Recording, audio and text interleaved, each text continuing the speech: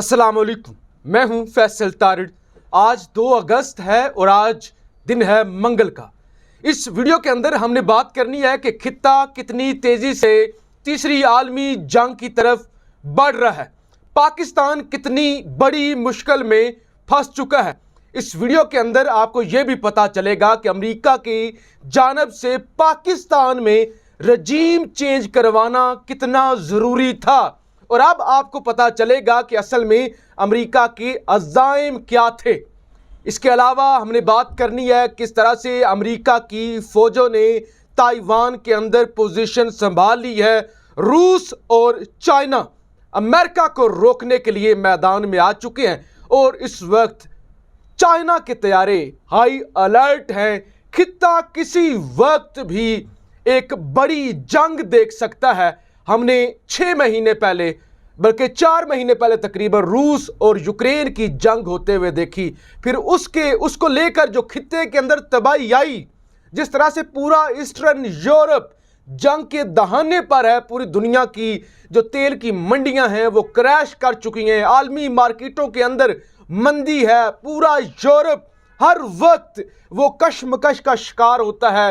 लाखों refugees Ukraine से उठकर वो पहुंच चुके हैं यूरोप के अंदर। उससे पहले हमने अफगानिस्तान देखा, यहां से भी लाखों रिफ्यूजीज पाकिस्तान भी आए, यूरोप भी गए, अमेरिका भी गए। ये सारे मामलात किस तरफ जा रहे हैं, मजमूई तौर पे हमने इस पर बात करनी है। अगर आप इस सारे तनाजर के अंदर कि रूस और यूक्रेन की एक बड़ी जंग लगी हुई है और उस जंग को लगे हुए 4 से 5 महीने हो चुके हैं। अब ताइवान को लेकर अमेरिका और चाइना की फौजें आमने सामने आ चुकी हैं और ये कितना बड़ा खतरा पाकिस्तान के लिए हो सकता है। रूस यूक्रेन हमसे दूर था, लेकिन चाइना हमसे दूर नहीं है, ताइवान हमसे दूर नहीं है। हम इसी खित्ते में रहते हैं और इस जंग का कितना बड़ा इंपैक्ट पाकिस्तान पे आ सकता है और पाकिस्तान किस तरह डायरेक्ट इस जंग से असरअंदाज हो सकता है, यह बहुत बड़ा खतरा है खित्ते के लिए भी, पाकिस्तान के लिए भी, हिंदुस्तान के लिए भी। लेकिन जब ये सब कुछ खित्ते में हो रहा है ना, पाकिस्तान के अंदर क्या डिस्कस हो रहा है कि पीटीआई ने 3500 रुपए की फंडिंग ली, जो कि वो मास्टर कार्ड से ली गई थी, तो इसलिए वो ममनुआ है।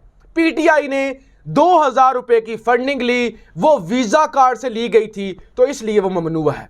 यानी जब दुनिया के अंदर इतने बड़े लेवल पे कशमकश है और पाकिस्तान के अंदर ये ड्रामे हो रहे हैं, वीडियो के आखिर में हम ये भी डिस्कस करेंगे कि ये कितनी खतरनाक सूरत हाल हो सकती है पाकिस्तान के लिए।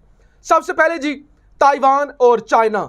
चाइना का सूबा है ताइवान और ताइवान के अंदर अमेरिका ये शरारत करता है कि हम ताइवान को एक अलग मुल्क के तौर पर देखना चाहते हैं, हम अक़वाम मुत्तहिदा से ताइवान को एक्सेप्ट करवाना चाहते हैं। लिहाजा पिछले कई सालों से ताइवान के अंदर जितनी भी हुकूमतें होती हैं उनको अमेरिका सपोर्ट करता है कि आप एक अलहदा मुल्क के तौर पे पहचाने जाएंगे, आप आज़ादी के लिए जिद्दोजहद करें।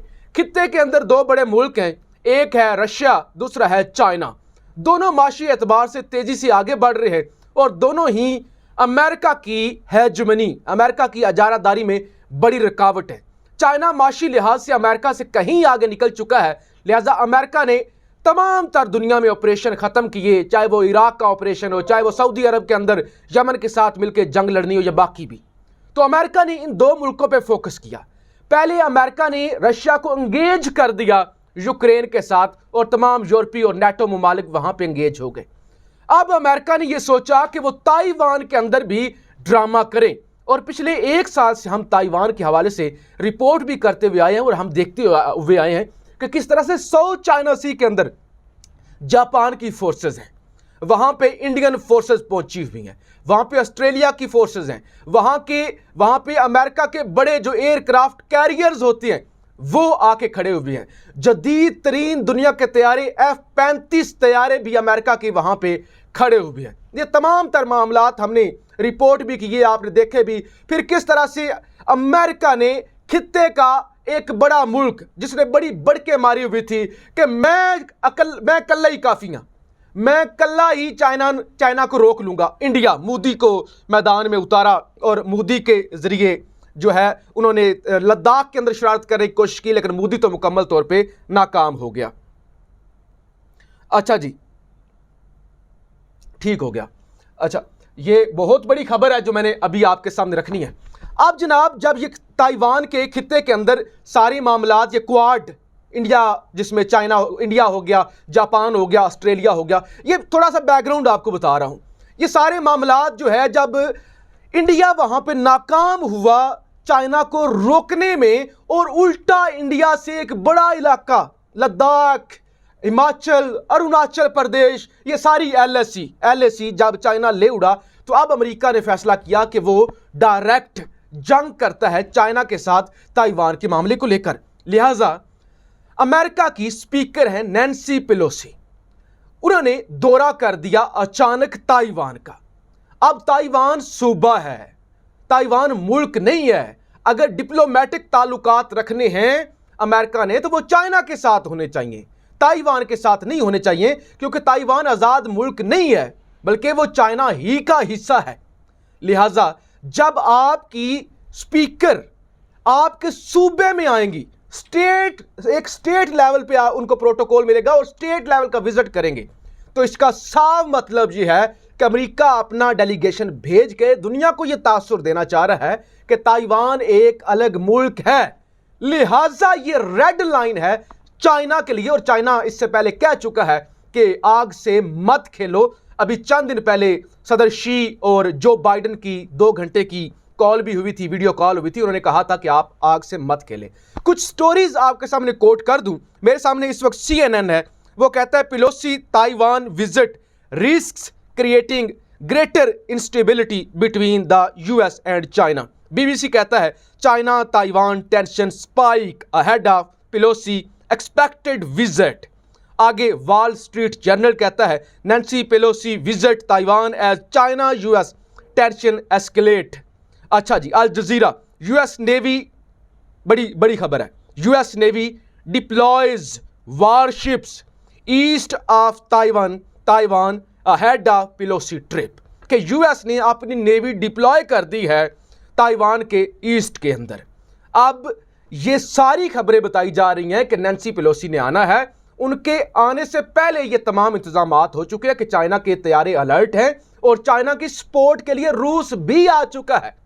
रूस भी खुलकर चाइना के साथ खड़ा हो गया है। अब जो सबसे बड़ी खबर है NDTV की, वो ये खबर है कि US house speaker Pelosi lands in Taiwan, कि वो ताइवान पहुंच गई हैं।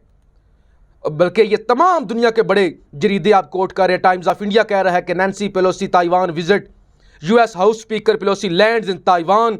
इसी तरह से अल जजीरा, इसी तरह से वाशिंगटन पोस्ट के पेलोसी पहुंच गई हैं। लिहाजा इसका मतलब यह है कि अमेरिका का डेलीगेशन एक दूसरी स्टेट में, ताइवान जो कि स्टेट नहीं है, उसको स्टेट का दर्जा देते हुए वहां पे पहुंच चुका है। तो लिहाजा अब तबले जंग बच चुका है, क्योंकि चाइना किसी सूरत भी ताइवान को आजाद करने के लिए तैयार नहीं है। और चाइना अच्छी तरह से जानता है कि अमेरिका ताइवान को तोड़ना चाहता है, क्योंकि अमेरिका ने भारत को इस्तेमाल करते हुए चाइना का तिब्बत रीजन आजाद करवाने की कोशिश की। दलाई लामा के जरिए, तिब्बत का जो बड़ा उनका पीरो मुर्शिद है दलाई लामा, उनके जरिए उन्होंने करने की कोशिश की, लेकिन फिर वो भारत को तो मुंह की खानी पड़ी।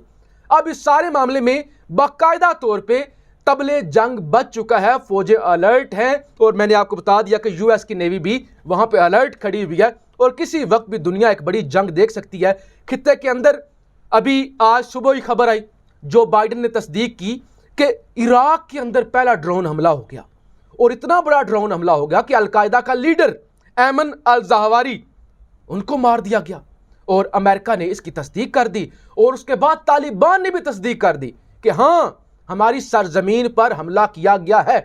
और जब ये हालात बने हुए थे, अचानक खबर आती है कि जो क्वेटा के कोर कमांडर हैं जनरल सरफराज अली साहब, वो अचानक उनका हेलीकॉप्टर गायब होता है, 5 हमारे जवान शहीद हो जाते हैं।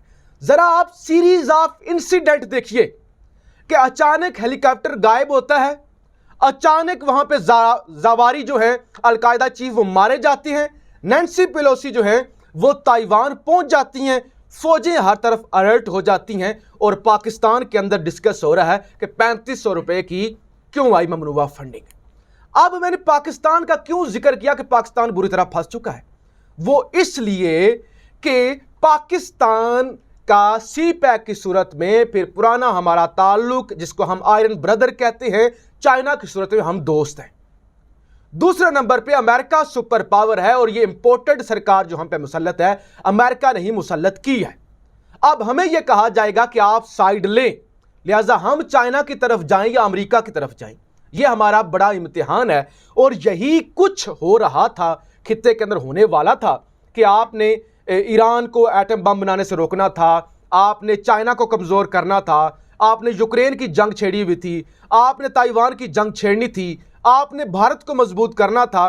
तो ये तमाम तर चीजें थी कि पाकिस्तान जैसा एक ऐसा मुल्क जो रूस को भी कनेक्ट करता है, जो चाइना को भी कनेक्ट करता है, जो इस सारे खित्ते के अंदर एक मेजर मुल्क बन जाता है, वहां पे आपको एक कमजोर रजीम की जरूरत थी जो अमेरिका के इशारों पे चले, जो चाइना की बात ना माने बल्कि वो अमेरिका के इशारों पे चले। तो इसलिए स्क्रिप्ट के मुताबिक पहले यह प्लान बनाया गया कि आपने पाकिस्तान जैसे एक बड़ा मुल्क जो कि न्यूक्लियर स्टेट है, वहां पे रजीम चेंज करना है। और रजीम चेंज होते ही खित्ते के अंदर जो मामलात हो रहे हैं, इन्होंने पाकिस्तान को बड़ी मुश्किल में डाल दिया है। यहां पे न्यूट्रल रहना बहुत मुश्किल होगा। यानी आपने कहा कि साजिश हो रही थी, हम तो न्यूट्रल हैं, लेकिन यहां पे न्यूट्रल रहना बहुत मुश्किल है। आपके साथ ईरान लगता है, ईरान सपोर्ट करता है रशिया को, रशिया सपोर्ट करता है डायरेक्ट चाइना को, और फिर आपके अरब ममालिक हैं वो अमेरिका को सपोर्ट करते हैं। तो बहुत मुश्किल दिन अगले आने वाले होने जो जा रहे हैं।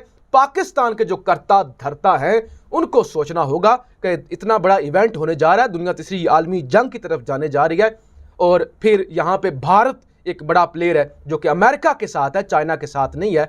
तो हमने इस सारे मामले में अपने आप को बैलेंस किस तरह करना है, और फिर हमारी क्या औकात है। हमारे यहाँ डिस्कस ये होता है कि हम तो डिफॉल्ट कर जाएंगे श्रीलंका की तरह। तो हमें बड़ा सीरियस होकर इस मामले पर सोचना होगा। अपनी राय का इजहार ज़रूर कीजिएगा। पाकिस्तान जिंदाबाद।